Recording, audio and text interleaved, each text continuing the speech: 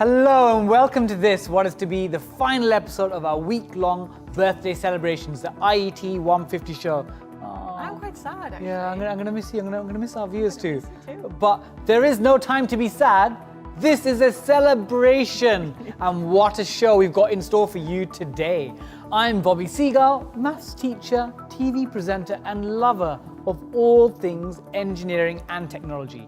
And keeping me company once again, as she has throughout this epic week-long festival of all things engineering and technology, is the IET's very own in-house celebrity TV star and current president of the IET, Danielle George. Hi, Bobby. Thank you once again for that fantastic intro. My daughter at least finally thinks I'm famous. It has really been a blast, hasn't it? I'm going to miss this. For those who don't know me, you know me by now. I am currently the Associate Vice President of Blended and Flexible Learning and a Professor of Radio Frequency Engineering at the University of Manchester. And I was honoured to be made President of the IET in our 150th year. Woohoo! Although today may be our last show, it is no different. Over the next hour or so, we'll be focusing on inspiring Gen Z, those born in 1997 to 2012, and also known as Zoomers. We'll be looking at what it takes and seeing some great examples of what's going on to inspire the next generation of engineers and technologists right across the world. Engineers design, invent and fix our world. They can do it through STEM. After all, they have the future in their hands. So stick around, it's going to be fun.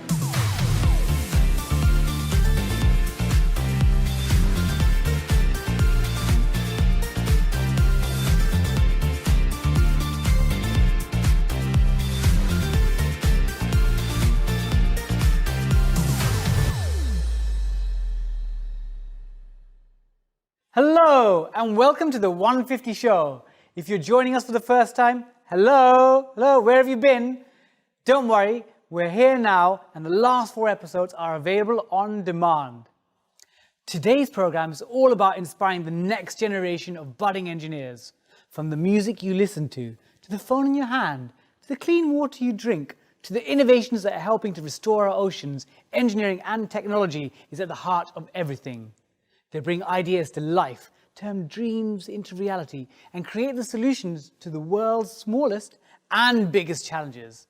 So whether you're into sports, music, fashion, flying, healthcare, or improving our climate, we want young people to know that there's a place in engineering and technology for them. Yes, engineers and technologists are often the hidden heroes. They design, invent, fix and improve and are changing our world for the better, and we're showing the next generation that if they want to make a difference to this world, engineering and technology is the place to be. It really is. But what could that future look like? We'll be talking to futurist Brian David Johnson to try and snatch a glimpse of what the future may look like. Perhaps in another 150 years, we'll still be here celebrating the IET's 300th birthday, having used artificial intelligence to train our own personal digital twin. Ooh, I'm not quite sure if I'm scared or excited about that, actually, yeah. One thing is for sure, it won't be possible if we don't address the climate change issues that currently faces everybody in the world. So importantly, we will be joined by Amy from Kids Against Plastics, who will be explaining why removing plastics should be a priority in a bid to combat climate change. Later in the show, we're joined with Mark Rober. If you haven't heard of Mark, then Google him. What a following. Mark is an engineer and inventor. He's known for his YouTube videos on popular science and do-it-yourself gadgets. Now, Bobby, what do a popcorn-firing doorbell, a cheese-grating hat, and a flamethrower helmet have in common? Don't know? They are all creations by Kids Invent Stuff. Joining us in the show is Ruth Amos, and she's going to tell us how she got into building kids' invention ideas. On top of all that, former Young Women Engineer of the Year finalist Kate Self will be telling us about her journey into engineering and why having strong role models within engineering is so important. Plus, Nano Girl's lab. In fact, Nano Girl herself, Michelle Emma Dickinson, will explain why nanotechnology is relevant and important today. But that's not all, Dan. The incredible biomedical engineer and author Arlene Simon shares her inspiration behind her wonderful Abbey Events books. And we catch up with ex-Blue Peter presenter and STEM ambassador, Connie Hook, about why she thinks it's a good time now for young people to consider STEM as a future career. Action-packed.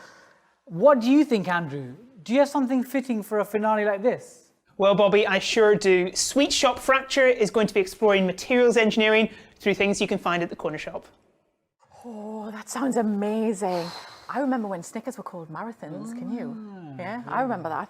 All week we've been celebrating the IET's 150th birthday, and this anniversary gives us a fantastic opportunity to celebrate its rich history. Earlier this week, the IET's chief executive, Nigel Fine, visited the studio and told us just what this milestone really means. Dan, we do a huge amount, but we try to encapsulate it in delivering against our vision, which is very simply working to engineer a better world. And we deliver it through inspiring the next generation of engineers and technicians, informing the engineering community about the developments in engineering, and influencing people who have to know about what engineers do and appreciate the work of engineering. The IET today is not the same as the IET 150 years ago. Yeah. We keep reinventing ourselves, and we need to reinvent ourselves as the world around us changes so that we are appealing to newer audiences all the time. Joining us now is our newest honorary fellow, British astronaut, Tim Peake. I am so excited about this, and my daughter is super excited about this one. Tim was the first British European Space Agency astronaut to visit the International Space Station in December 2015 and spent an incredible 186 days in space. Wow, that's incredible. Tim now works closely with the UK Space Agency on their education and outreach programme, and is passionate about helping the younger generation to achieve their potential, to encourage STEM skills, and to use engineering and technology to create solutions. So first of all, we just want to say a huge thank you for joining us today, Tim. It is a real pleasure to meet you, and massive congratulations on recently becoming an honorary fellow. Oh, well, hello, and I'm absolutely delighted to join you as well. And what an honour, what a privilege to be an honorary fellow of the IET. So especially on the 150th anniversary. So delighted to join you. Oh, thanks, Tim. So we want to take it all the way back. Where did it all begin for you? Did you always want to be an astronaut right from that early age? Well, it all kind of began in terms of me thinking about engineering, science, technology. It all began about aviation, and I looked at the skies as a young boy and thought, if I can, I want to fly for a career. Wow. I was so lucky. I managed to pass the medicals. I managed to get into the Army Air Corps and pass the flying course, and had 18 brilliant years flying helicopters with the British Army. And that really set me up to be an astronaut later in life. But, I kind of took a bit of a circuitous route to becoming an astronaut. I actually left school at 18 with maths, physics and chemistry A-levels, but I didn't go back to university until the grand old age of 33. 33, wow, yeah. That's great. Actually, when I was younger, I wanted to either be an astronaut, chess player, footballer, but I'm a maths teacher now. Brilliant. So, Tim, what was it like when you found out you've been selected as an ESA astronaut? Like, what was going through your head at that stage? Crazy, wild emotions, really. But because, on the one hand, I'd been ready to, I was leaving the Army anyway, I'd been ready to start as a test pilot flying helicopters for Westland Helicopters. And suddenly, the European Space Agency rang me up and said, you're in. And so it was all changed. It was over to Germany. We had a 5-month-old baby at the time, and it was just a leap into the unknown. I mean, nobody really knows what an astronaut's life is going to be like, what the job is like. But of course, it's an opportunity you just have to grasp with both hands. So it was fantastic. And the training in itself to be an astronaut is a wonderful experience, let alone getting up into space. Is it? Tell us about the training. Was it tough? It is tough at times. Certainly, it's funny, it surprises you the things you find tough. I mean, for me, learning Russian language was really, really hard. I'm not a natural linguist. the technology and the engineering side I lapped up. Learning about the space station was just like learning about another aircraft, and the Soyuz spacecraft as well. I really enjoyed those aspects. Learning how to spacewalk, what weightlessness would be like on parabolic flights. This was all absolutely brilliant. And then we threw in things like winter survival training as well. Lots of travel, working with Russians, Canadians, Japanese, Americans, and other Europeans. But no, I think probably the biggest hurdle was learning Russian language. Yes. That sounds hard, doesn't it? It sounds like the skills are like a Marvel superhero to me. Yeah, it does. Yeah. So Tim, can you tell us what life was like on the International Space Station, and actually what was it like to spend 186 days in space? Oh, well, the space station is such a brilliant place to live and work, and it's such a privilege to be up there. And in actual fact, your days are made so easy for you because you have amazing teams around the world who are planning every minute of your day. You get up and you follow your schedule. We're there doing exciting science, and what a privilege. Every day you're touching experiments that people have spent years and years working on. So there's also a bit of pressure there to get it right, to not make mistakes. But you can also take a coffee break, go to the cupola window and look out on this amazing view of Earth. So you never really forget where you are and what you're doing.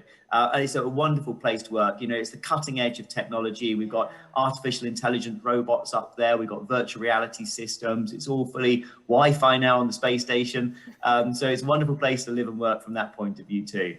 Incredible, isn't it, to think there's Wi-Fi on the ISS? That's great. And you took part in over 250 scientific experiments, didn't you, during your whole mission? Tell us a bit about those experiments and a bit more about what you found out. Yes, so I mean, the experiments on the space station are constantly changing, which is great. And every 6 months, each crew's doing about the same number. And they're really varied. One moment you can be working on pharmaceutical research into protein crystals, for example, Parkinson's disease, motor neuron disease. Then the next minute you're into the electromagnetic levitator in the European laboratory, and you're looking at metal alloys, metal alloys that we simply can't manufacture down here on Earth with strength and elastic properties that we haven't seen. And then you might be working on a flame combustion experiment, or then the life science where we're the guinea pigs, and we'd be monitoring our eyesight, our skin, our cardiovascular system, airways. And so it's amazing, really. You're just going through all these incredible science experiments. It's wonderful to be working with so many different mission control centers, so many different PIs down on the ground who are running these experiments. Yeah. Tim, as a school teacher, I'm so much in awe of the fact that your mission's engaged more than 2 million students in outreach activities. So why is it important for the younger generation to know about STEM and the possibilities of a career in these different fields? Well, I personally think STEM is so important today. It's going to be more important in the future. If you look at the pace of change of technology, it's influencing every area. It's not just scientists and engineers and technicians. It's influencing, art and music and literature. And so I think that if young people today have a solid background and an understanding of STEM subjects, it will set them up for success and they'll be able to maximize their potential. So I think it's really important that we empower our young people with those skills. And also we have brilliant careers for them to go into. We've got a skills shortage at the moment in the UK. So we really want people to study STEM so that we can actually, give industry the quality of students that they need for these really exciting jobs. Oh, wise words, we've just been talking about that as well. Last question from me, Tim, if I may. If you had to sum up engineering in 3 words, what would those 3 words be? Exciting, innovative, and futuristic. Awesome. That is brilliant. Great 3 words. Oh, thank you so much, Tim. I feel like I just want to talk and talk all afternoon to you. But thank you so much, Tim. It's been an absolute pleasure to have you on the show. Thank you. It's been great talking to you. Thank you. Can you believe 186 days spent off our planet? It's just incredible, isn't it, Bobby? It is. Although with my students, sometimes I feel like I need a 186-day break from them. But I can't imagine what it's like to be one of those few people that are selected to orbit the Earth. Oh, just like it blows the mind. It's incredible. Like what a fantastic ambassador Tim is, and thank you for everything that you do for science, technology, engineering, and maths. A real life superhero. Absolutely. Well, joining us now is MP Jack Sargent. Before turning to politics, Jack studied for an engineering apprenticeship at Deeside College before completing a degree course at Glendale University in Wrexham, then working in engineering firm DRB.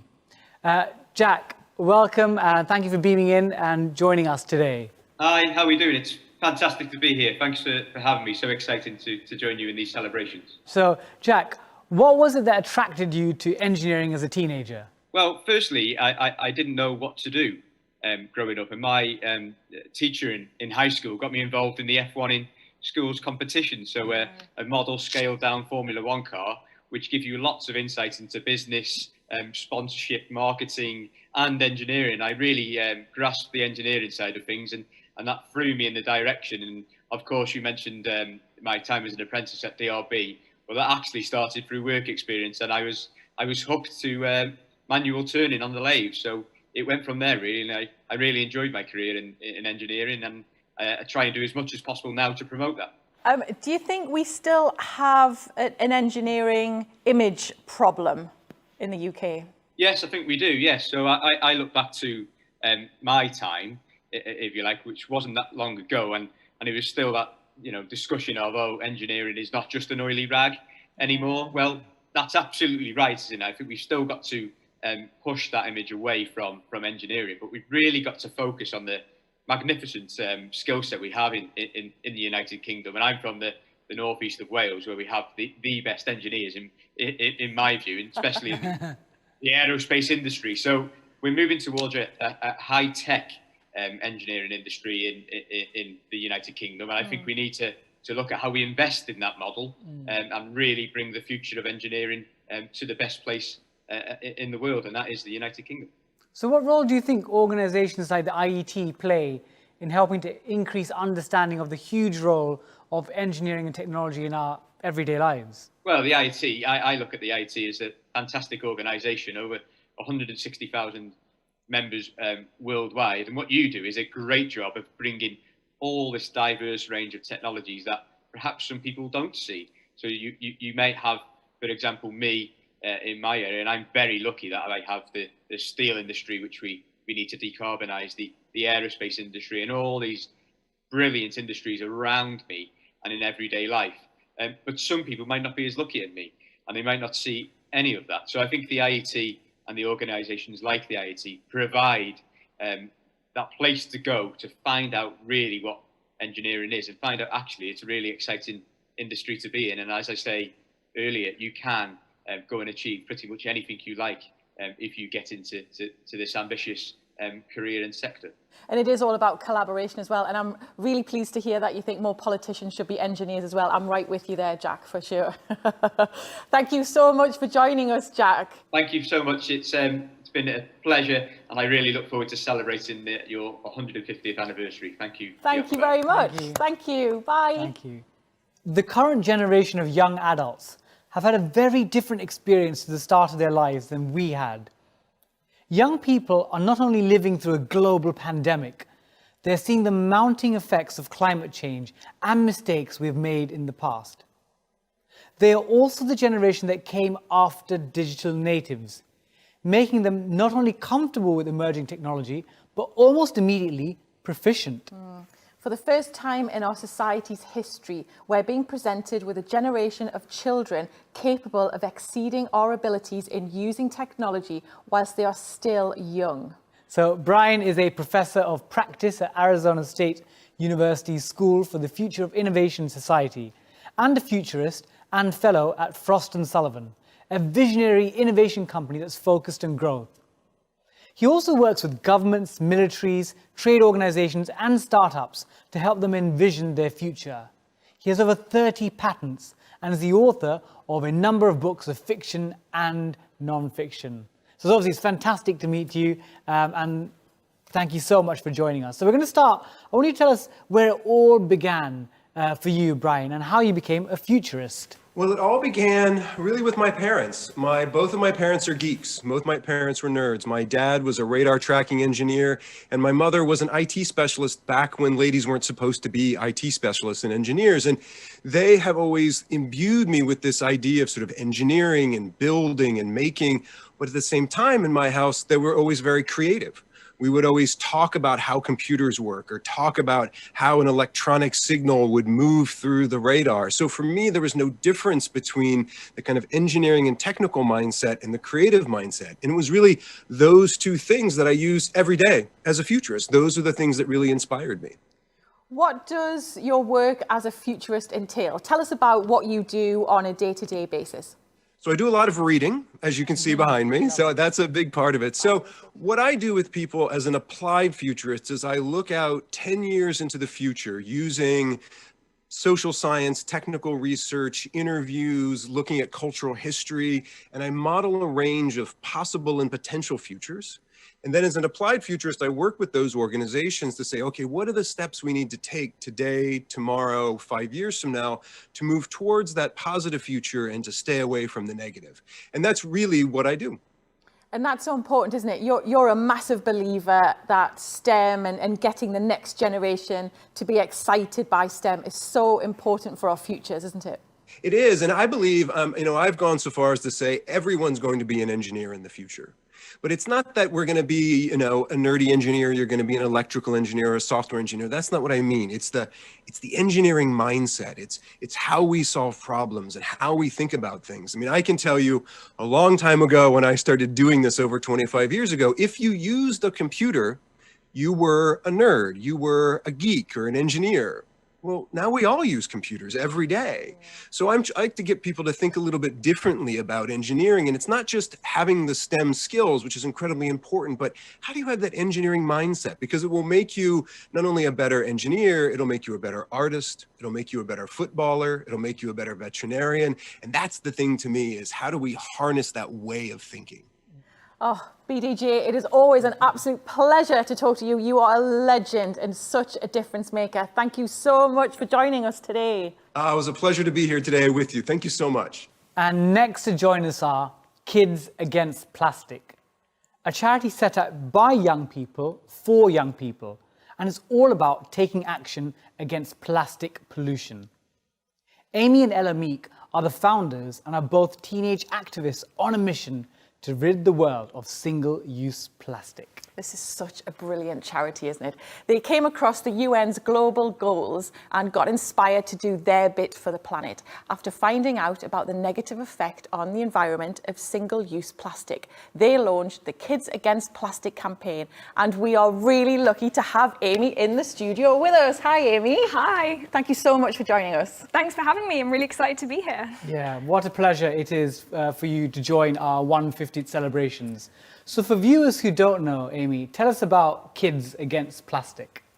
So Kids Against Plastic, as you just said, is a charity that I founded with my younger sister Ella back when we were 12 and 10 years old in 2016. So we're really an educational charity and we're all about raising awareness of the impacts of single-use plastic and also showing people really simple things that they can do to change their habits around plastic pollution and be more plastic clever, as we call it. So we run our Plastic Clever initiative, which is for schools, businesses, cafes, all sorts of organisations to get them to stop using 4 main items of plastic, which are cups and lids, straws, bottles and bags. And then we also work with young people to help empower them to take action on things that they're passionate about as well. And was there a moment where you and Ella came up with the idea? You know, how did you go about setting up a charity and getting it off the ground? Well, I think for us, interestingly enough, there wasn't almost an exact moment because I think we grew up being involved in the environment, really caring about it. And then when we came across the global goals and we found out about the impact of plastic, it was really something that came from this love that we had from a young age. And I think really with this passion not being something that was just turned on, really is something that means we can't just turn it off again. You know, it's why 5.5 years later, we're still here and we're still really passionate about campaigning for it. But I think the global goals really showed us the impact that plastic was having. And we saw this in particular, this amazing music video that they'd done as part of the goals, which is about telling everyone. And it was such an energetic tune. It was really international, multicultural, and it was really just like an earworm for us. And we just couldn't stop thinking about it. And so we decided to try and do our bit. And we started off by litter picking. So we just got up a litter picker and a bag and did our bit. And, you know, it's why we're now on over 92,000 pieces 5 years later, because we just haven't stopped. And yeah, it's just really grown from this small homeschool project into the charity that it is today. And, you know, you're doing your A-levels, your sister's doing her GCSEs. You know, is this shaping your career for you as you're going forward? Absolutely. Like I said, I always grew up being in the environment and caring about nature, but I never really envisioned being an environmental activist as a future career.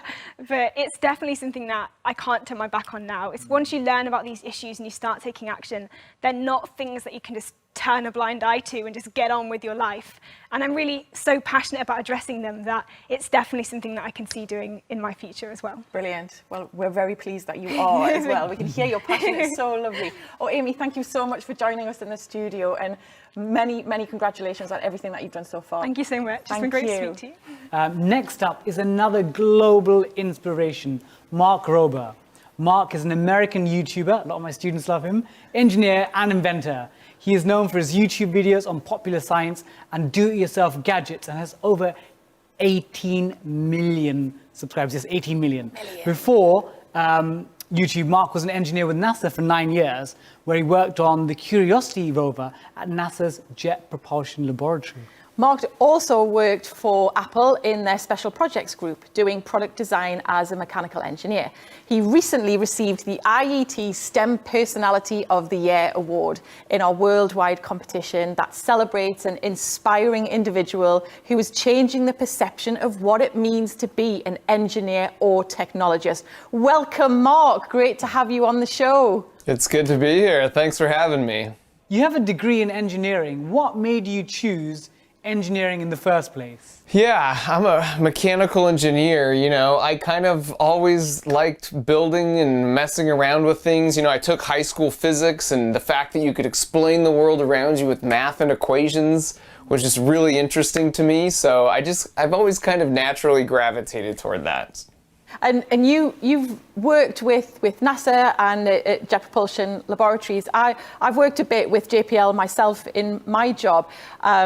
But always obviously as an outsider, and always had to be sort of escorted around the place. What was it like working in NASA's JPL? Yeah, it feels a lot like a college campus, you know. It's just a lot of really smart people, very collaborative, and obviously you're working on problems and solving things that are just have massive implications for humanity. So it's like it's not hard to get up in the morning to be motivated to go to work when you're building a frickin' rover to rove around a planet 90 million miles away. That's a good motivator, that, isn't it? It really is. You worked at one of the most iconic brands in the world, Apple. So tell us about the work you did there and some of the products you worked on. Well, as you might expect, I signed a pretty thick stack of NDAs, but you know, I did product design in the special projects group, so that's stuff that hasn't been released. You know, there's a few patents in my name you could Google that are public domain, so I'll leave you with that little nugget. But yeah, it was also great working there. You know, a different feel up here in Silicon Valley versus, you know, NASA. But, you know, both really, really interesting experiences and great examples of, like, if you become an engineer, some of the cool technical problems you need to solve. We built one rover and it has to work, whereas at Apple, it's like they make millions of things at scale that are in everyone's pocket. So it's kind of two different aspects. Is there anything exciting that you're working on at the moment that you can tell us? Well, literally on the other side of this wall, I'm working on...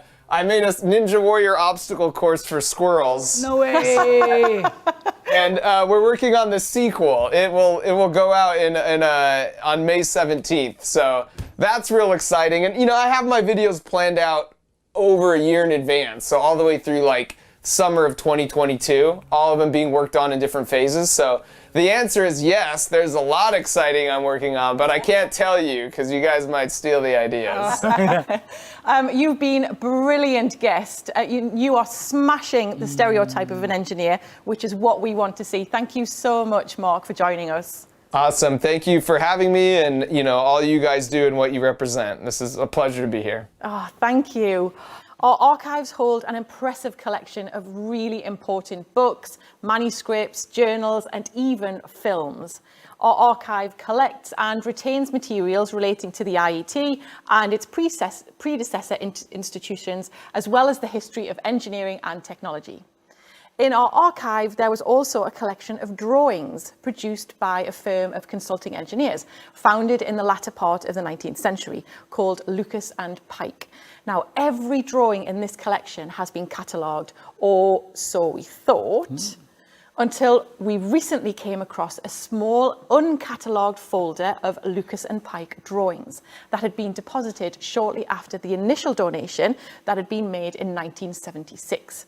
So let's take a look at this fascinating video. The IT archives hold a collection of drawings produced by a firm of consulting engineers founded in the latter part of the 19th century called Lucas and Pike. Every drawing in this collection had been catalogued until there was a recent discovery of a small uncatalogued folder containing Lucas and Pike drawings that had been deposited shortly after the initial donation, which had been made in 1976. The newly discovered folder includes a watercolour and many other light-fitting drawings, mostly related to a property called the Tower House in West London. Prior to the First World War, the firm's work was mainly concerned with the design of mechanical and electrical services for many of the famous houses in Great Britain. In the interwar years, the scope of the practice became wider.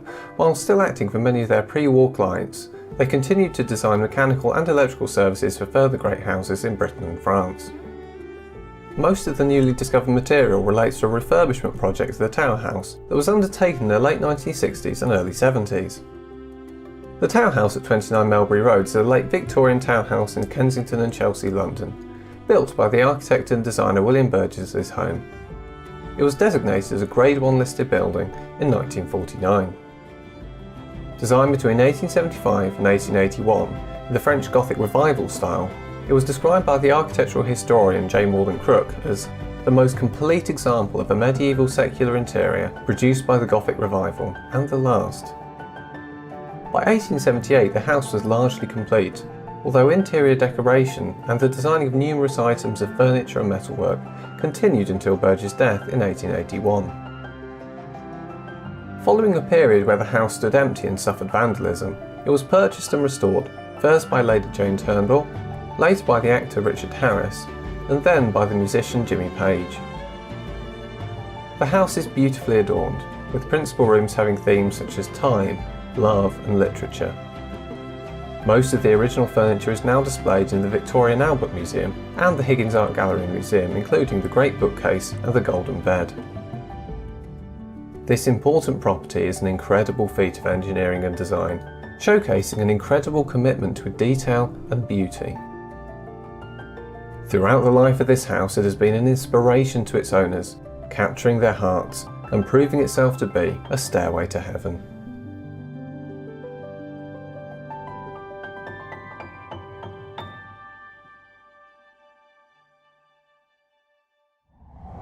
I wonder how many other amazing pieces of engineering and technology heritage are still out there undiscovered. I am so looking forward to our next guest, Bobby. Tell us all about her. Thanks, Dan. Our next guest, Michelle Emma Dickinson, also known as Nano Girl, is a nanotechnologist and science educator based in New Zealand. Nano Girl's lab is a course of 50+ hands-on STEM projects for 6 to 11-year-olds to do at home. Some of these include easy science experiments using only basic household equipment. Michelle has spent a career engineering nanotechnology solutions for the tech industry and is now a best-selling author, TV presenter and creator of Nano Girl. Michelle is passionate about creating innovative ways for everyone to have a positive relationship with science and technology. Beaming in to our studios, welcome, Michelle. Hi, how are you all? Good, thanks. How are you? Oh, fantastic. Although it's turning into winter here, so it's getting a bit cold. It's like our summer here, I think. Now, Michelle, you're a nanotechnologist and a science educator, but let's start with a nanotechnologist. Tell us, what does it mean? Oh, so nano is a size scale. And so you have a centimeter, you have a meter, and then you have a nanometer. And basically, if you look at the width of your hair right now, if you take a strand of hair, your hair is about 100,000 nanometers wide. So I deal with things that are 100,000 times smaller than the width of your hair, and I build and engineer structures that are between that and 100 nanometers wide, so smaller than you can see even with a light microscope. So how did you get into nanotechnology? Was it something that has always interested you? I watched too much Star Trek, and I love Star Trek, and I love sci-fi, and anybody who knows the Borg Queen knows that she controls and assimilates other species with nanoprobes. And that's how I first got into it. I thought she was amazing. And then I started reading all about nanotech, and I saw electronics were getting smaller and smarter. And I thought the future is definitely smaller. That's what I want to do. So tell us about the lab. Why did you set that up? So Nano Girl's lab, we set up to get to young people who during lockdown weren't able to maybe go to school, and lots of schools are saying we can't teach regular science or engineering because we don't know how to do this over the internet. And so we built 50 separate hands-on lessons where you could build stuff out of things that were at home. So if you couldn't go to the shops, it didn't matter. And to help you really become an inventor and an innovator and realize that you can build a whole bunch of inventions and build your own superpowers. And we started during lockdown, and it's been super popular. What's next for you, Michelle, and Nano Girl? Yeah, so we've just finished filming TV show Kitchen Science 2, which is all about the engineering of food, making the perfect sausage roll by understanding laminated structures. So I've eaten a lot of sausages recently. We have so many new things coming, and hopefully once the borders open again, we'll go back on our global tour. We were supposed to be in the UK on tour. We're going to try and make it back and do the Edinburgh Fringe Festival as soon as we can start to travel again. So fingers crossed. Oh, brilliant. Oh, well, we'll look forward to seeing you there, hopefully, fingers crossed. Oh, Michelle, it's been a pleasure to talk to you. Thank you so much, and best of luck with it all. Thanks so much for having me. Thank you. Today's program is stuffed with such amazing people and ideas, and up next is no exception. Ruth Amos is an inventor, entrepreneur, edutuber, managing director of Stair Study, and co-founder of the hashtag Girls with Drills movement. Ruth's passion and love of engineering inspired her and her fellow inventor Sean Brown to co-create a YouTube channel, Kids Invent Stuff, where 5 to 11-year-olds have the chance to get their invention ideas built by real engineers. The channel was created to give more primary school kids the chance to engage with real engineering projects, and by doing so, engage them in STEAM. So that's science, technology, engineering, arts, and maths. Children are encouraged to submit their ideas to inventions to solve a different challenge each month. Ideas can be submitted as drawings or videos, and the most creative inventions are showcased on the channel. Ruth, it's really fantastic you can join us. Hi, thank you for having me. It was an absolute pleasure. First, we want to start, where did your passion and love for engineering begin? It actually came from a teacher when I was at secondary school. As part of my GCSE resistant materials project, he set me the challenge to design something to help his father go up and down his stairs. And that was my first experience of engineering and design, and I haven't looked back since. That's brilliant. And you're a busy lady, aren't you? I mean, you're an inventor, entrepreneur, edutuber, managing director of Stair Study, and the co-founder of the hashtag Girls with Drill movement. Take us through your career so far and talk to us about what it's like to be an inventor. So when I was growing up, I didn't really know what an inventor was or what they did, and I accidentally became an inventor. I designed a product to help my teacher's father, won an engineering award, decided I wanted to bring that to market, start selling it, and just ended up going on this crazy journey. But one of the things that I'm really passionate about is that up to that point, I had never considered a career in engineering. And I'm really worried that there are lots of young people, particularly girls out there, who are in the same boat, who don't know how exciting and how engaging engineering is. And because I very nearly missed out on a career that I love, I'm really passionate that no one else does. Hence all the projects and things, just to show people how exciting engineering is and that they could be an engineer as well. Do Do you come across some children who aren't quite sure if they want to go into engineering or science, and do they ask you for advice, like, oh, I'm not quite sure, should I go into this? I think a lot of the time students feel like they have to be the best in the class, they have to excel at everything to become an engineer, and that's not necessarily the case.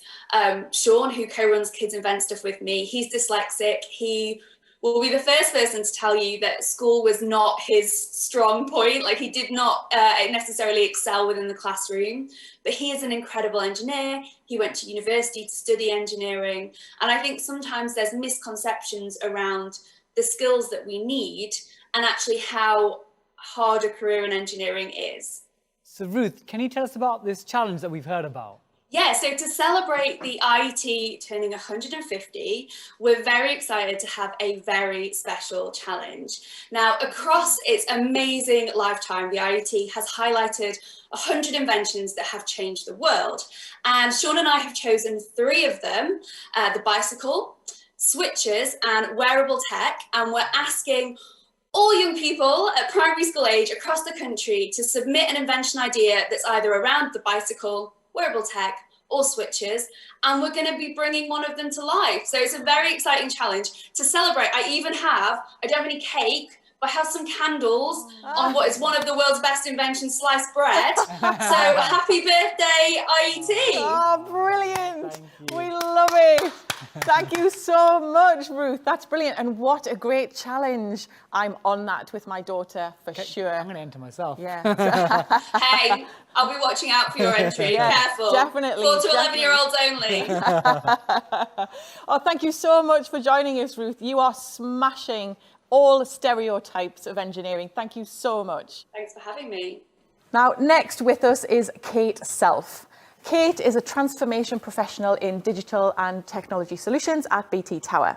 Engineering was never a career Kate thought about until she completed her work experience. She undertook a week's placement in procurement and then in BT's TV division. And from that point, she knew engineering was her dream job, being a part of the constantly evolving innovations and solutions world. Kate is extremely passionate about diversity and inclusivity and is part of a small team looking to create a diverse workforce and inclusive culture. Kate was a 2018 IET Young Woman Engineer of the Year finalist and is such a great role model to encourage women into STEM subjects and careers. And she is here in the studio with us. Welcome, Kate. Hiya. We are so happy that you're with us here. Thank you very much for having me. It's exciting to be back in a normal environment as such. That's what we're thinking. So Kate, you started out as a degree apprentice in digital and technology solutions at BT Tower. What made you choose to take the apprenticeship route? So at school, to be completely honest, I had no idea what I wanted to do. My parents were encouraging me to go into law, but I knew university wasn't the right option for me. As much as I would love like the social side of it, I knew, to be honest, I won't go to that many lectures and stuff like that. So I started looking at apprenticeships, just seeing what was out there, and just by fluke, BT came into my school, started talking about procurement, and that's how I got the week's work experience. And through that, again, they were very much pushing the grad scheme. Again, I was like, university's not really appealing for me, so they introduced me to an ex-apprentice. So I met him, got chatting, and he was in the digital and technology workspace. And I went and done a week's work experience there, and from there, I absolutely loved it. I was like, right, how do I get in? What do I need to do? And my grades were quite low at the time, so I really had to work hard to like get into the apprenticeship. But to be honest, I knew I had to do it and loved every minute of it and knew it was perfect for me. Brilliant. And it's so great that there are different options now and you don't have to feel like you have to go to university if it's not for you. Yeah, as well. definitely. What's the best part about doing a degree apprenticeship? To be honest, there's so many. One, the money, obviously. You're getting paid while working. And then you get the degree, again, that's paid for. So you can argue that. You're getting earning while you're learning it, all bits like that. The opportunities are endless. So like, I've won a few awards since being an apprentice, and I never dreamed I would do anything like that. Like I mentioned at school, I probably wasn't the best student. To see what I was like at school compared to where I am now, it's just amazing to see the growth in myself, without sounding too modest. But yeah, like the opportunities are endless. Like you're never just an apprentice who's going to go and make tea and coffee for people. From like the first day in the office, they were like, right, you're going on this massive project that we've just like signed the contract for. So I was like thrown in the deep end, but to be honest, it's amazing. How do you think we can create a diverse workforce and something that's a really inclusive culture? To be honest, I don't think it's talked about enough. I think it's changed so much after the last few years compared to where we were. But I feel like some subjects are seen as taboo. So like if you take parental leave, when you first have a child, obviously maternity leave is talked about so much, but not for the father. So just little subjects like that, the more we talk about it, the more knowledge is going to be out there and the more these subjects will feel like a second nature to us. And obviously over the last year, so much has changed in the world with George Floyd and everything like that.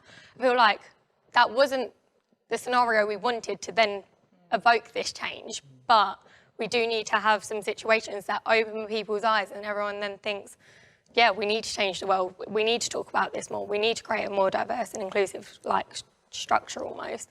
I know when I first joined BT, I was one of 8 females in the office and there was over 300 men in there. And for me, that was like really shocking walking into, especially like little things after work. If we went to the pub, like I would be one of the only females going. And it's one of the things, you open the door, everyone turns around and looks at you. And it's so, you don't think about it until you're in that situation. But if we can share stories like that and share that it's not okay, but it will help empower and like kind of give confidence. I like to think to young females thinking, well, someone else has been through that, I can now speak about it, or someone else has been through that, I know it's okay and we'll get through it kind of thing. So yeah, definitely speaking about it more and trying to get real world examples out there to make people feel comfortable. Oh, Kate, thanks so much for coming in and sharing your story with us. And you are smashing the stereotypes of engineers, which we're very, very up for at the IET. So thank you so much for joining us. Thank you very much. Best of luck with your having me. career. Thank you. Thank you. What a show. And next is no different. Dr. Arlene Simon is a biomedical engineer, author, inventor, and entrepreneur. Described as a multi-potentialite, a person with many creative pursuits, she really is inspiring the next generation.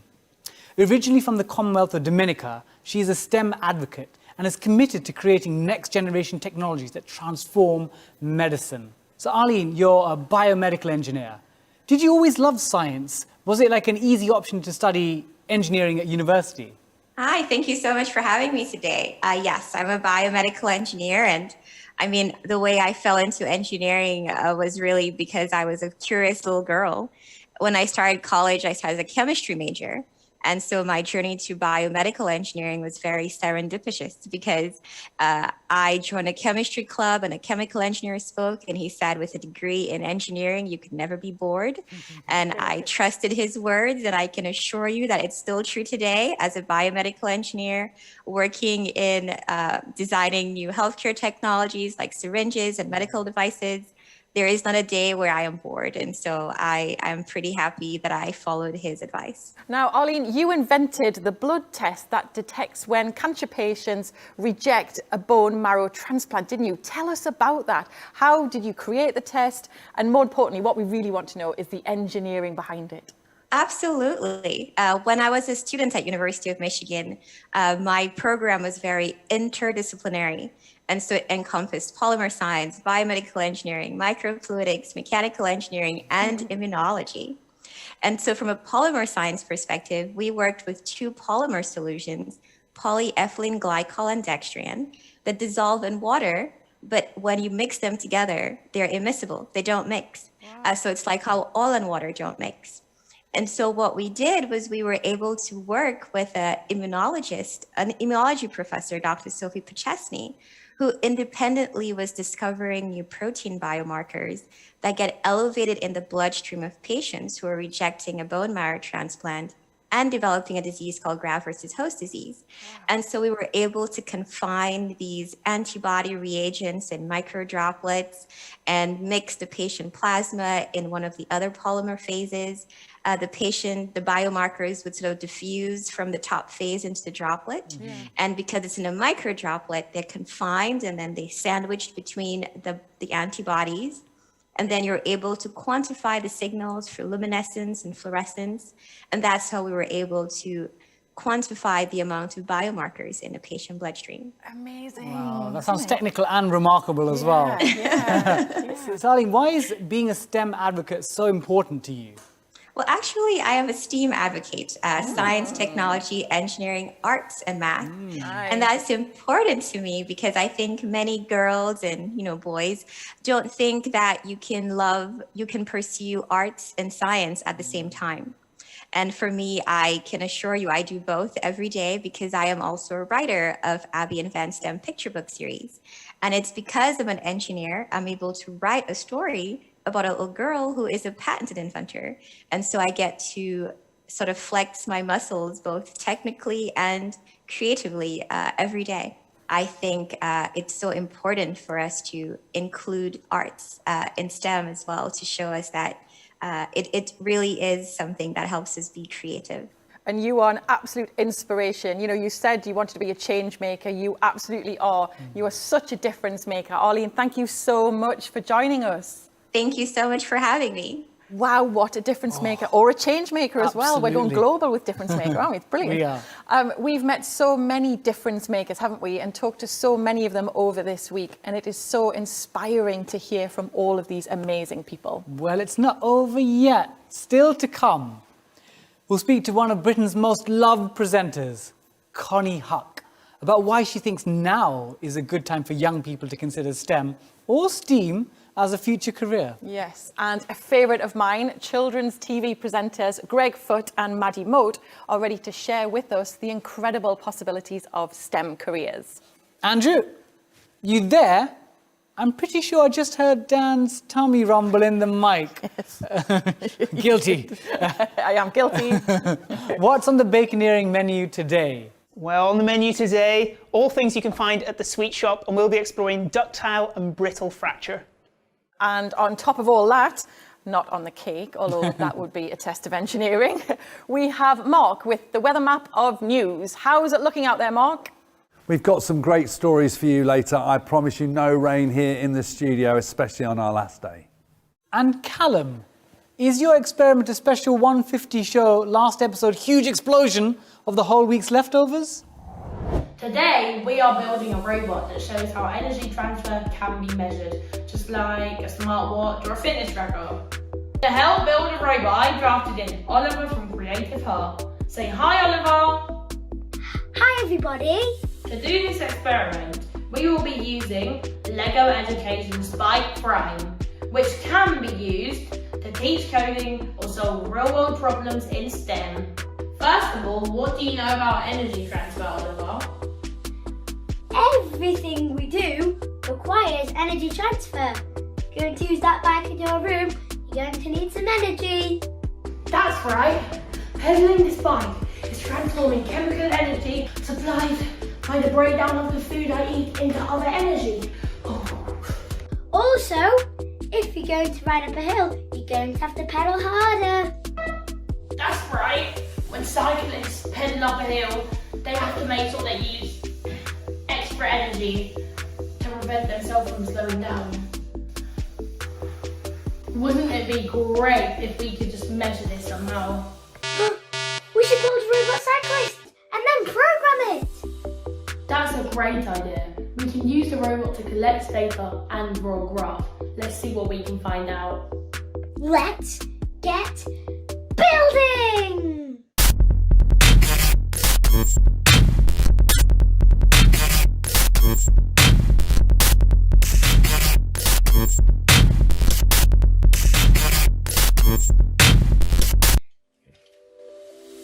Don't you just love a good time lapse? Now let's get coding!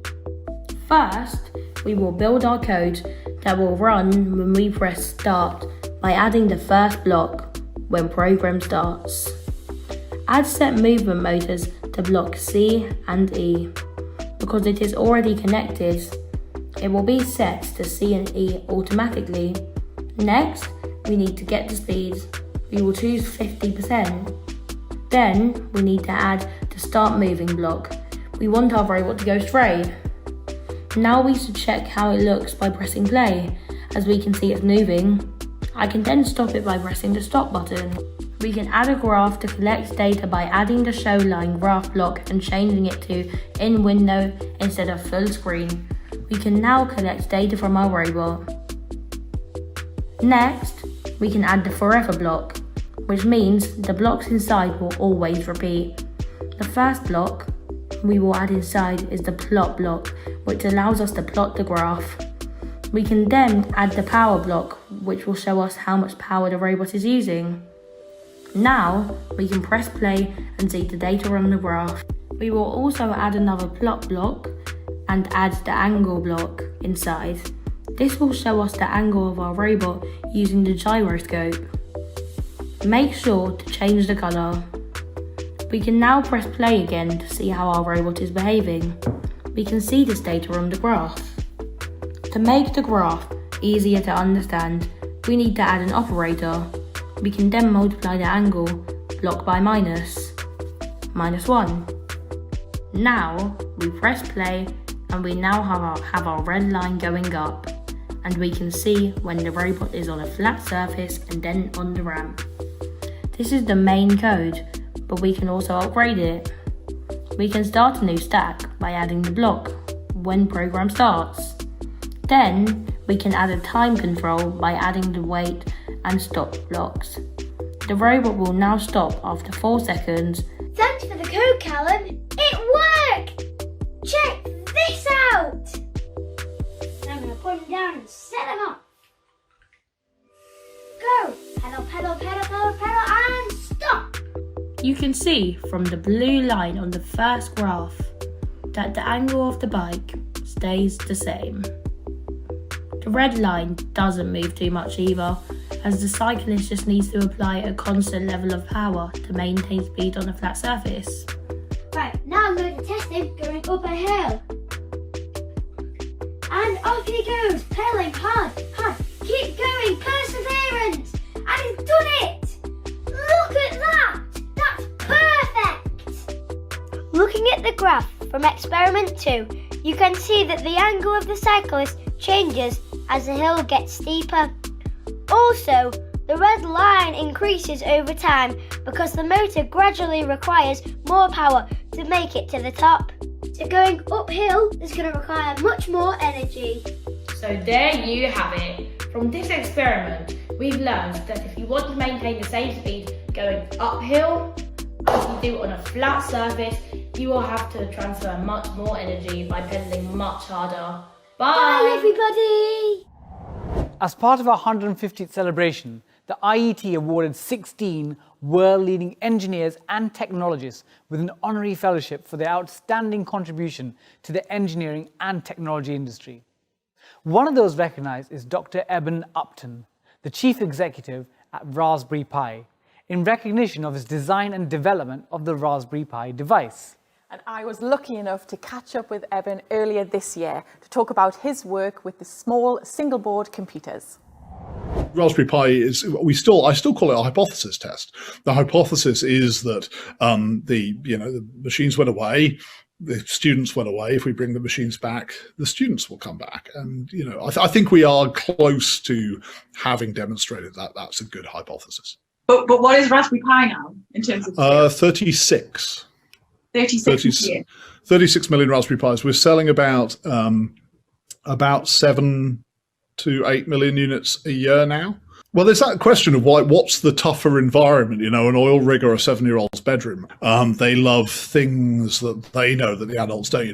For the 1980s, the stereotypical thing was you could tell a family a house that had a child in it because the video recorder would have the actual time on it rather than 4 flashing 8s, right? And kids love knowing stuff that adults don't know. And what we've kind of stumbled into with Raspberry Pi is this supply of secret knowledge that children can use to lord it. We talk about knowledge and we talk about power, that you're awfully powerless as a child. And so some of these things, they give you a little world, and whether that's coding or building bridges out of spaghetti, they give you a little world where you're the boss.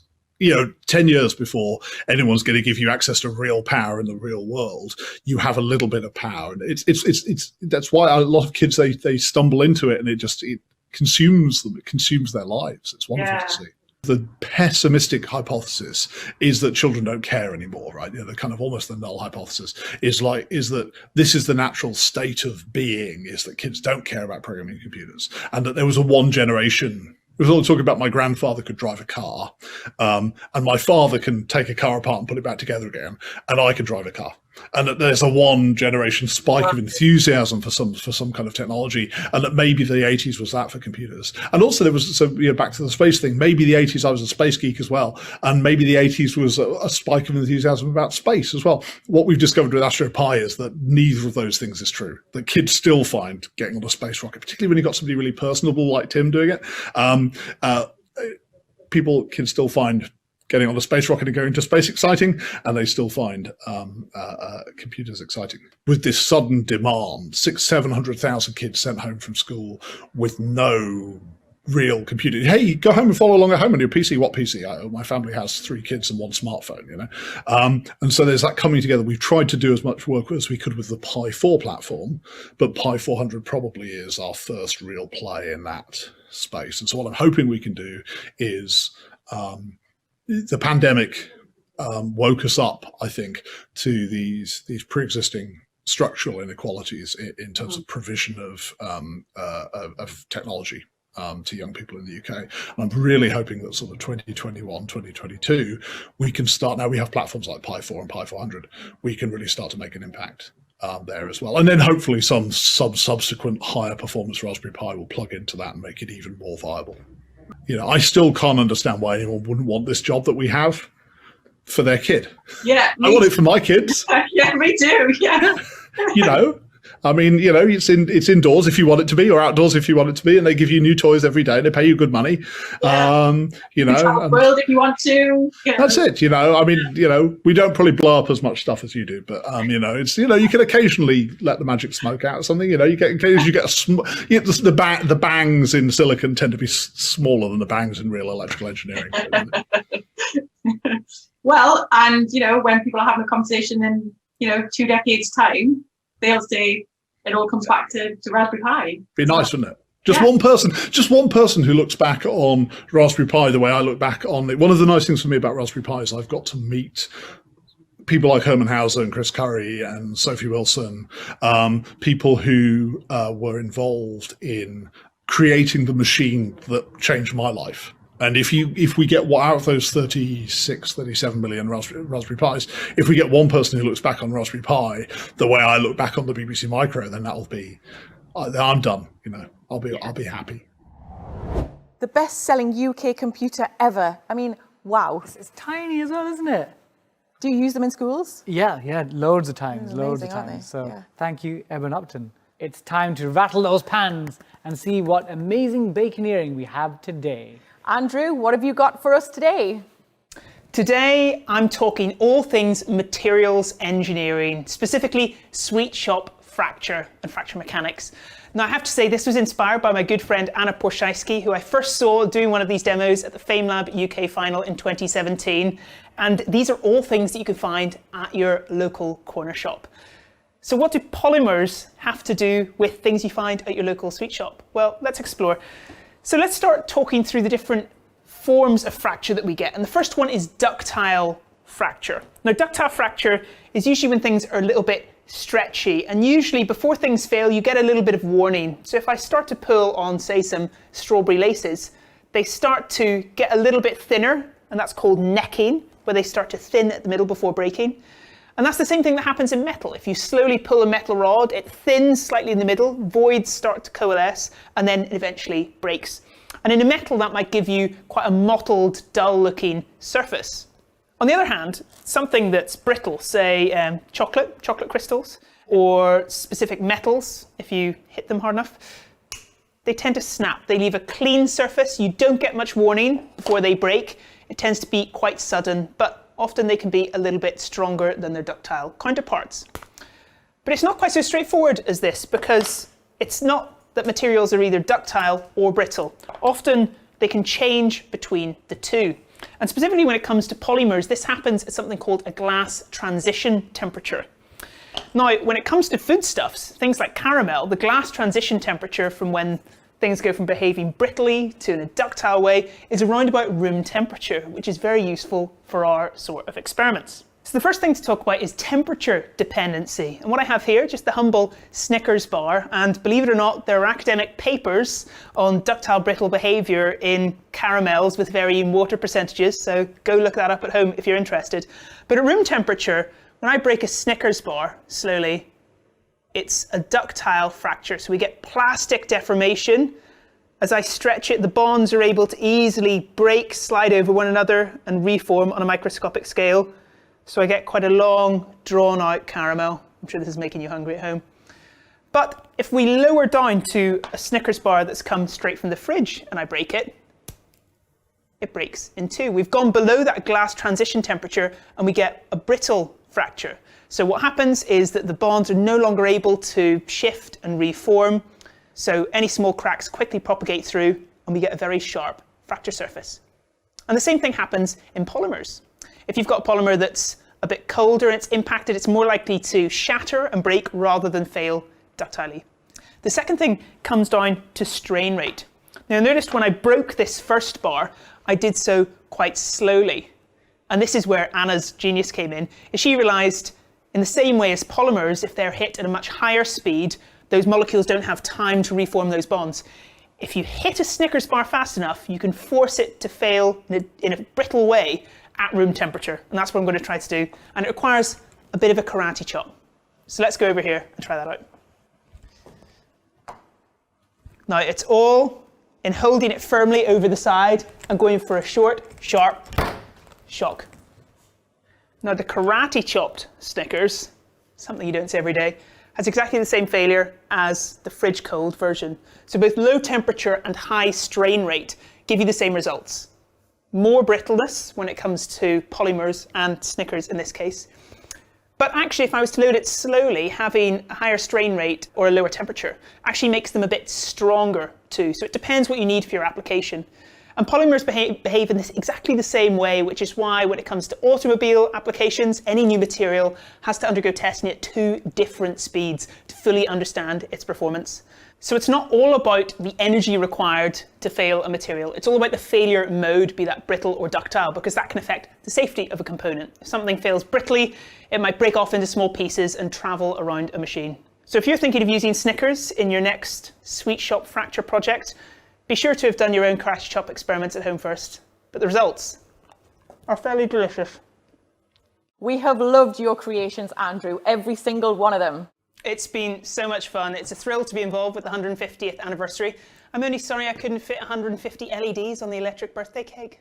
All week he's been stuck upstairs in his COVID-secure kitchen. It's such a shame we couldn't all be together, but we're just thankful that we are able to bring the amazing stories we have, especially as we are still seeing such devastation from this pandemic all over the world. Connie Huck is one of Britain's most loved presenters. She was Blue Peter's longest-serving female presenter from 1997 to 2008, and since then has gone on to present various entertainment shows, including The Extra Factor, King of the Nerds, and Guinness World Records Smashed. She has presented documentary formats for Radio 4 and the BBC Asian Network, winning a Sony Award, and BBC 3. Her economics degree from Cambridge facilitates her keen interest in current affairs. In 2018, Connie signed a 3-book deal for a children's series with Piccadilly Press. The main character of the Cookie Book series is inspired by Connie's own London Bangladeshi background and her love of science and being a bit nerdy. She's currently an ambassador of the Kew Gardens and Prince's Trust and the British Asian Trust. Connie, what a treat it is to have you on the show.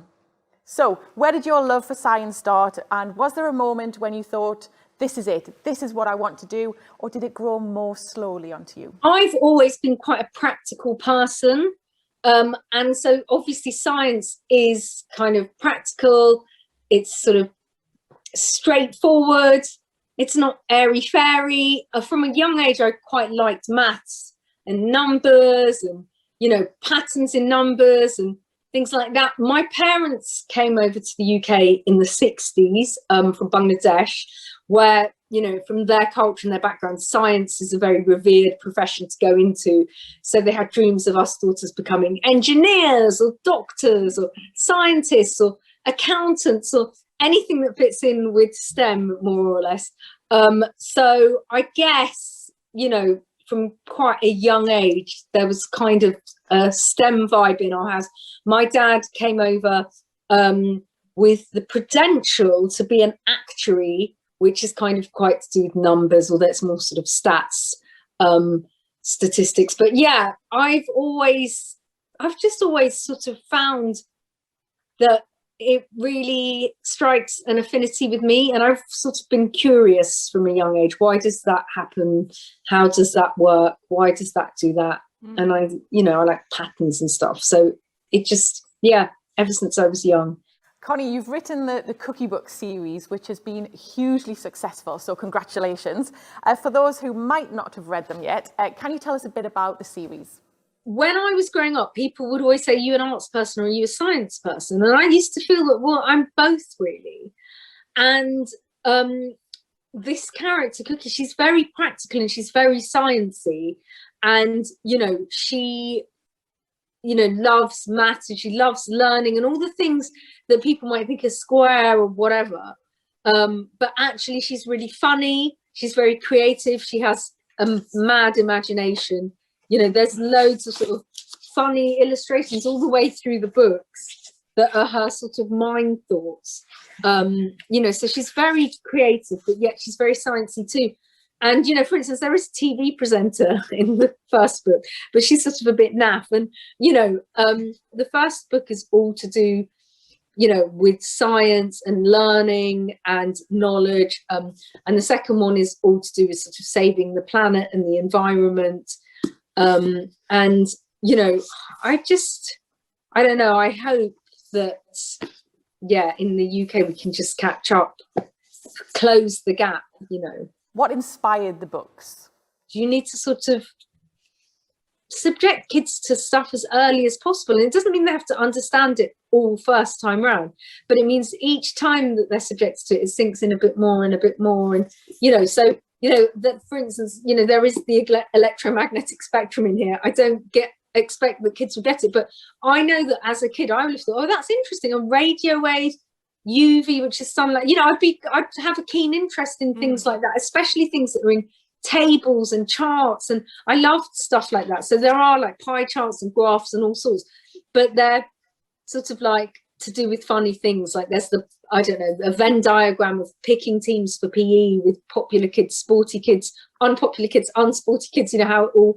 So it's, yeah, it's just something that I felt wasn't in the mix, that could hopefully, I don't know, get kids interested in science or kids that think with that practical mindset, you know, but then there's humour in them too. Thank you so much, Connie. It's been a pleasure to talk to you and best of luck with your books.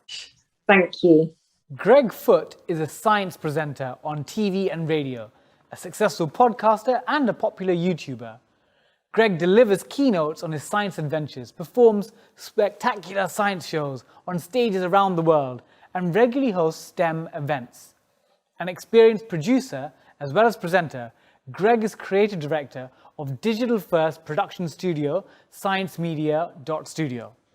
Greg runs public engagement training internationally and offers one-to-one SciComm coaching. Greg has a first-class degree in natural sciences from Cambridge University and is a Wellcome Trust Public Engagement Fellow. Maddie Moat is a BAFTA-winning presenter and YouTuber, passionate about curiosity. She's the host of the BAFTA-nominated CBeebies TV series, Maddie's Do You Know?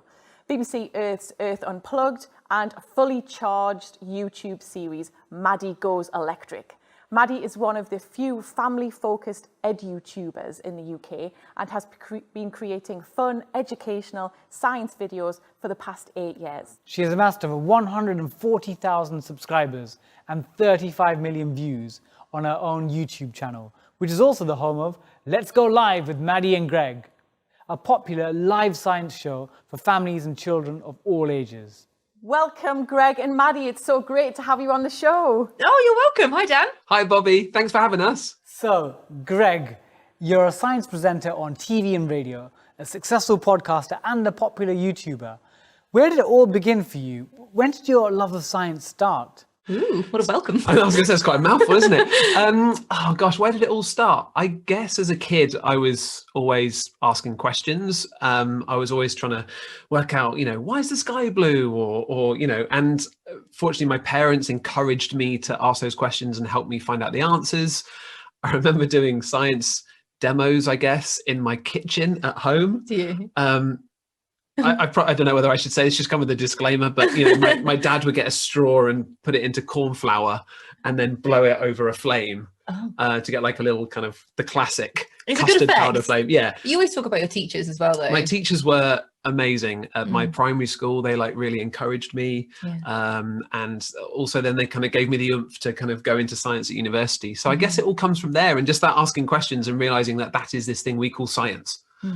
And Maddie, I mean, you're a BAFTA-winning presenter and a YouTuber. Where did it all begin for you? Honestly, I didn't expect to get into science communication because when I was younger, I didn't really know that it was a thing.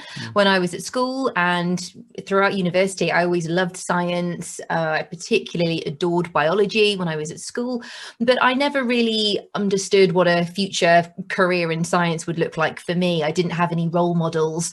I kind of just thought a job in science was wearing a white lab coat and repeating tests over and over again. I didn't know that there was this whole range of careers available. So I pursued drama, theatre and film. And it wasn't until I graduated with an arts degree that I then realised that I really missed science. But I was quite lucky to discover this whole community on YouTube who were, people who were passionate about science and technology and who were creating content. And I found myself falling into that camp. So as someone who was passionate about science, I started making science videos as someone who wanted to know more. So not as an expert, but someone who wanted to know and find things out. And I guess you discovered that you were a great explainer as well. Yeah, I always thought that perhaps teaching was a career that I might consider. So somehow I've been able to combine my love of performance and media and science and smoosh it into a job that I didn't know existed 20 years ago. Why do you both think that STEM has such a perception problem still today? I know that there are these studies and, they change, and we know that there is potentially a perception problem. We know that we're not getting enough young scientists or young engineers going into these careers, and we know that there are huge opportunities and this is a big growth area and we need more young people getting into it.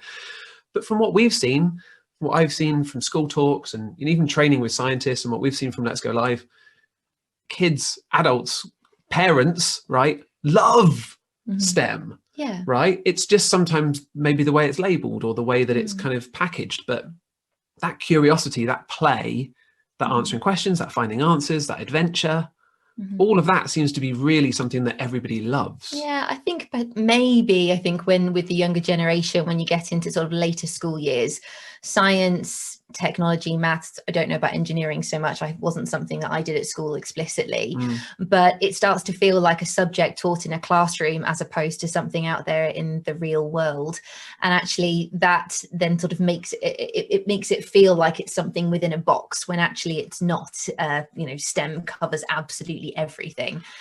It's also about, you need to know that people like you do this, right? It's about making sure that people can see that people like them do STEM, because really everybody from every area of the world, every walk of life is involved in STEM careers and doing incredible work and research and changing the world. And we've just got to make sure that can be seen so people can see that this is something they can do.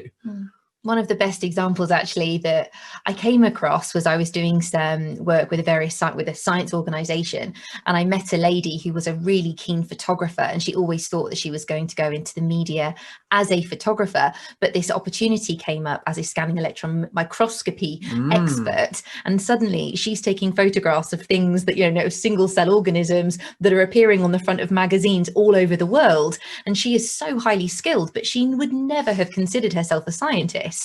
So I think that, there really is a crossover of so many subjects when it comes to science that we just don't know about when it comes to later careers. Okay, so what do you both say to young people who might not know if STEM is for them? So I've had the amazing opportunity to travel around the world in the past and work with scientists who are doing some epic work, from going up to the Himalayas and spending time at Everest Base Camp with a group of medics, to diving 1,000 feet into the ocean with some marine biologists. We've also heard the story about their scanning electron microscopist photographer. It's a hard word. I regretted it as soon as I went to say that, actually. I was like, oh no. And for me, that shows me that science, and I always say this to the kids, no matter what age they are, like, science is a ticket to go on this adventure in your mind or whatever. It doesn't have to just be in a lab. It can be in all these places. It can be in a rainforest. It can be in a cave, and it can be more on the art side. It can be more on the theory side. I say sides because they're not a separate thing. It's all a progression. Yeah. And I think that it's about showing that excitement and that opportunity. And it's about having people, they don't even need to be role models. I've met so many amazing scientists and engineers, and it's just letting them chat to kids and being like, this is what I do. Does that float your boat? Yeah. Give it a go. 3 areas that I think are most exciting in terms of future careers would be, I can't decide between 3, but I would say food, climate, and botany, so plants. Because I think in terms of where there are going to be opportunities in the future, I think climate science is an enormous one. Yeah. And it's mainly about accepting that the world is changing. It is going to change. So we need people who are highly skilled, who are going to be able to help us deal with everything that's going to come with that, and help us proof everything. And then I think the same with food and plants as well. We're going to need to feed them like a certain amount of people. 10 billion by the year 2050, likely. Yeah, and that's going to require new information about plants that potentially we don't know yet.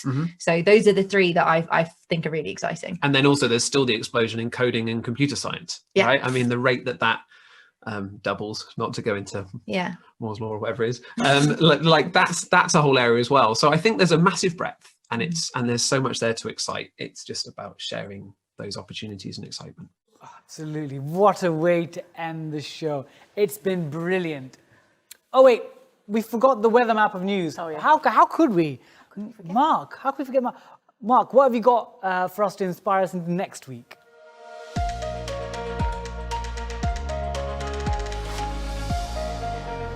Well, let's spin that globe and find out. And here we go. First up, we're in Israel, where earlier this year, in January, surgeons implanted the world's first artificial cornea, a bionic eye, into a bilaterally blind 78-year-old man. When his bandages were removed, the patient could read and recognize his family members immediately. The implant fuses naturally to human tissue, without the recipient's body rejecting it. Likewise, last year, Belgian scientists developed an artificial iris fitted to smart contact lenses that corrected a number of vision disorders. And scientists are now even working on wireless brain implants that bypass the eyes altogether. Where next? We're going over to the States, where researchers in Illinois have developed a prototype device which aims to put touch within VR's reach, using flexible material fitted with tiny vibrating components that can be attached to skin.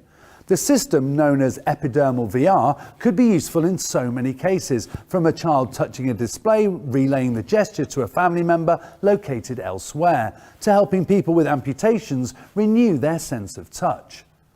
And now, whizzing back into Europe and Germany, they're looking at methods and systems to improve energy efficiency at airports. Researchers have pointed out that large modern airports consume as much energy as small cities. So improving airport energy efficiency and energy management is increasingly critical. The team's goal is to build a system that offers a 3-year return on investment and a 20% reduction in energy consumption and CO2 emissions.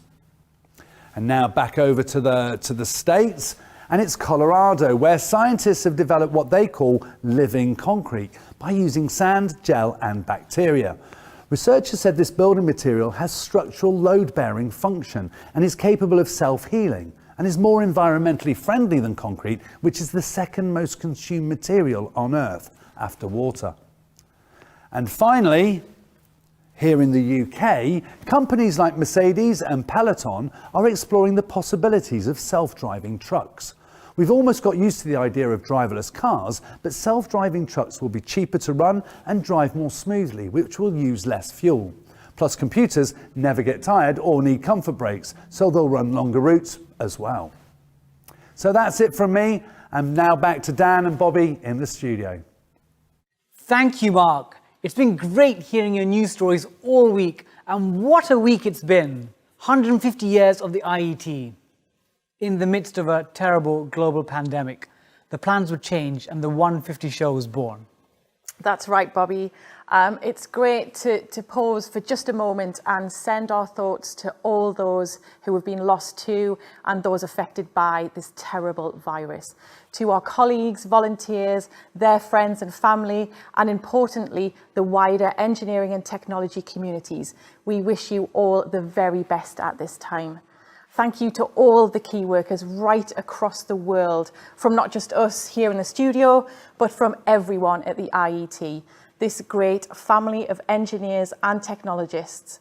We can't thank you enough for all the extra risks and difficulties this pandemic has put you through.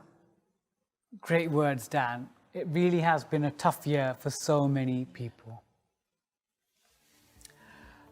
150, what a celebration. So many people to thank. Where do we start? Yeah, I guess our guests, what a lineup. Every one of them a fitting inspiration for our 150th year. It's been a very different year from the one that I had imagined, but you know, I will never forget this. Meeting so many amazing, inspirational difference makers. I am truly honoured, and like it or not, I will be able to see myself here in years to come and think, that was me. It feels like a real journey. To the team behind this, produced and delivered in-house in the middle of lockdowns, from the crew here in the studio and the staff working from home and the whole company getting behind it. It is brilliant. Oh, I've loved every minute of it. I've learned loads. Like you, I've been inspired, and seeing Callum just bringing science to life at his age, fabulous. Yes. Well, that's it, folks. From all of us at the IET, happy 150 years. Here's to happy times and the next 50 years. Bye.